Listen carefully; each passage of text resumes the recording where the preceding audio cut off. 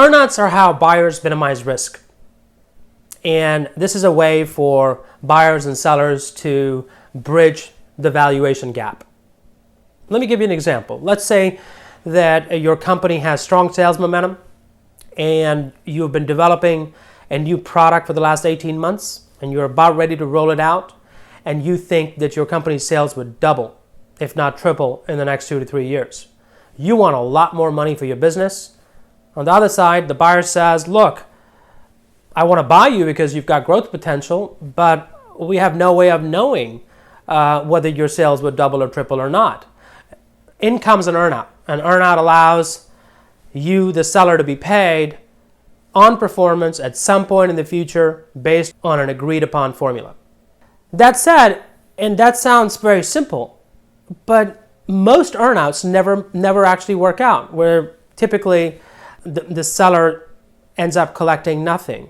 In fact, when I'm working with clients, I often tell them, let's focus on what the cash and installment pay is, and to the extent that there's an earnout, let's consider it gravy, because you may or may never receive it. So why do so many earnouts don't work out? Well, the first reason is because they're really complex and they're hard to understand.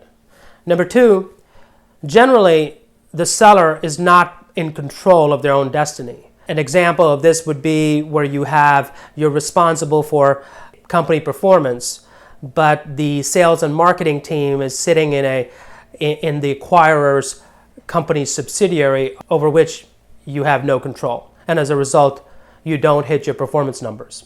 Number three, if you've structured the earnout based on profits, it's very easy to add a whole lot of expenses and reduce those profits where you don't get your earnout at all.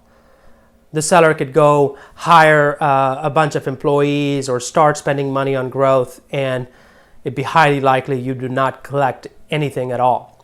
So there's three things that you need to know about when you're structuring an earnout. Number one, focus on getting an earnout with as simple of a formula as possible. You want to get as close to the revenue line as possible.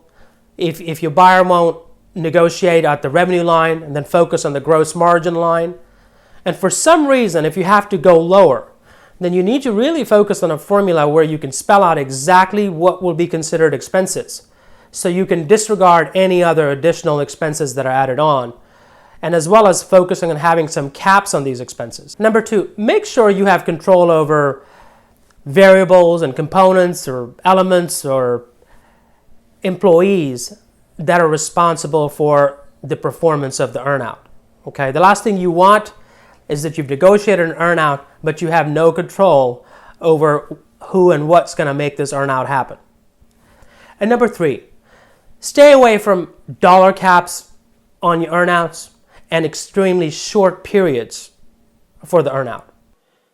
Rare Brain Capital helps companies improve performance and sell for maximum value. How ready is your company to grow or to sell?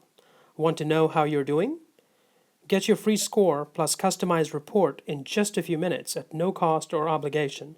Visit rarebrain.com/score.